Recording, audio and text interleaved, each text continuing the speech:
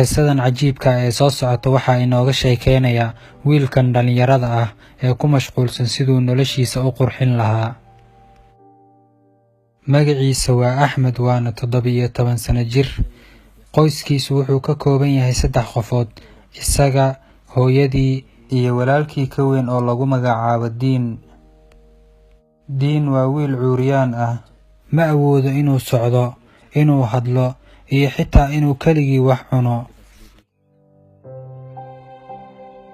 Wuxuu dhahay wiilkan, aabbahen wuxuu inaga tagay inagoo aad u da'yar. Walaalkay Diinna subax walba daaqadda ayuu iga soo fiiriyaa markaan iskuulka u socdo.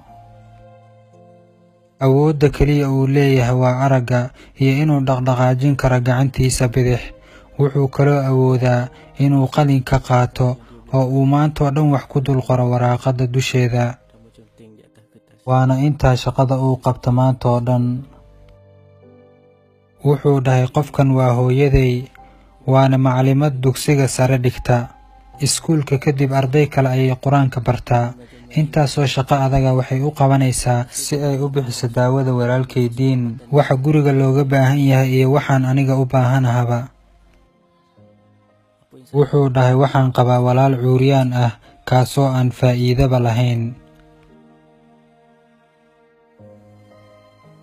Weligay keligay ayaan ahaa, waxaana Ilaahay weydiistaa muxuu ii siin waayay walaal caadi ah oo 6 ay u wanaagsan yihiin.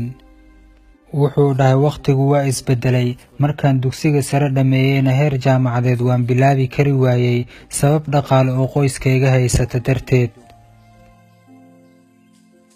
Mararka qaar waxaan ku qasbanaa inaan aad u shaqeeyo oo aan miro ka soo guro duurka si aan u sii iibiyo. Qiimo jaban ayaa lagu iibinayay, daal fara badan ayaana dareemi jiray.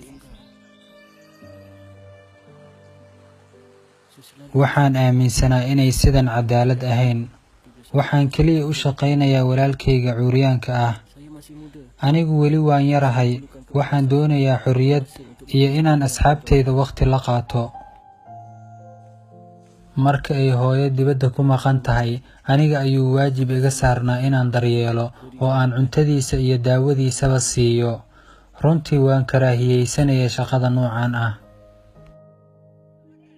Markii aan asxaabtayda raacana, waxaan iska indhatiri jiray mas'uuliyadda i saarneed.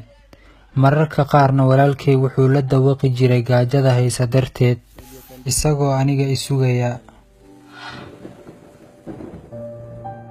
Bal u fiirso, wuxuu u imaaday hooyadii, wuxuuna u soo jeediyay in walaalkii la geeyo xarun lagu xanaaneeyo curyaamiinta. Wuxuuna ku dhahay inagana sidaa ayaa inoo dan ah oo waa culays inaga yaraada, waana booqan karnaa mararka qaar. Kadib hooyadii ayaa ku dhahday, maxaad leedahay waryaa, walaalkaa ayaad doonaysaa inaad xarunta curyaamiinta u dirtid. Sideed ugu dhiiratay hadalkaas camal? Waa walaalkaa kugu dhiig ah, ma ka fikirtay weli hadduu xanuunsado yaa xanaaneyn doona? Kadib wiilkan wuxuu dhahay waayahay, ma aniga ayaa duurka uga shaqaynaya, aaway mustaqbalkaygii, asxaabtayda mustaqbal ayay leeyihiin. Kadib hooyadii waxay ku dhahday, xaasid ayaad tahay, walaalka iyo anigaba sidan ma dalban ee Ilaahay ayaa u qadaray.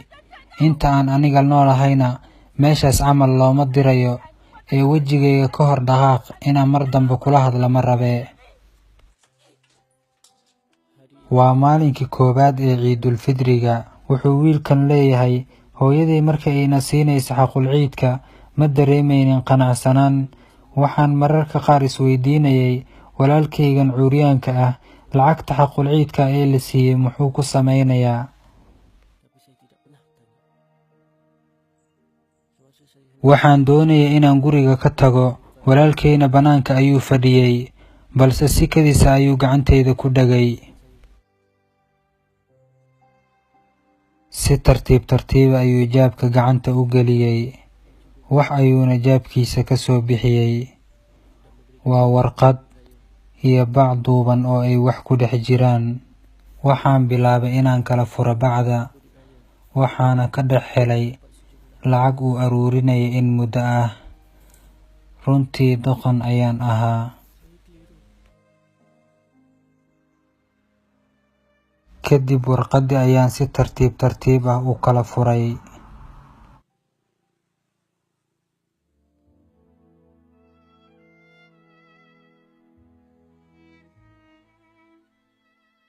wuxuu ku soo sawiray warqadda 2 nin, midkood wuxuu ku fadhiyaa kursiga, midka kalena wuxuu wataa ul oo wuxuu riixayaa kan kale.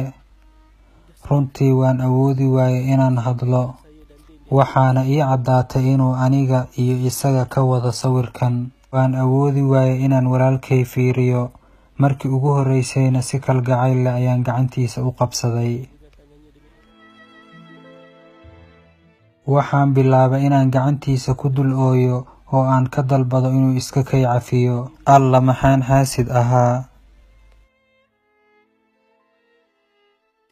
Walaalkay Diin lacag kastoo soo gasho wuu aruurinayay si aan mar uun waxbarashadeeda heer uga gaaro. Wuxuuna ka fikirayay mustaqbalka walaalkiisa yar. Waxaan ka aaminsanaan jiray inuu yahay qof xun. Alla maxaan qof raqiis ah ahaa. Dhowr jeer oo hore ayaan gaajo ku dilay. Waxaan isku haystay inaan ahaa qofka keliya ee niyad jabsan, balse isagana jaceylkayga iyo daryeelkayga ayuu la dhibaataysnaa. Dhowr sano ayaa ka soo wareegtay geeridii walaalkay Diin, welina qalbigayga kamuusan go'in. Hadda ayaana xaqiiqsaday inuu qoysku yahay nimcada ugu ballaaran ee nolosha. Waa walaalkiin Axmed oo idin leh, ha ku nicin walaalkaaga dhibaato uu Ilaahay u qadaray. Like saar page-ka, siina share garay muuqaalkan.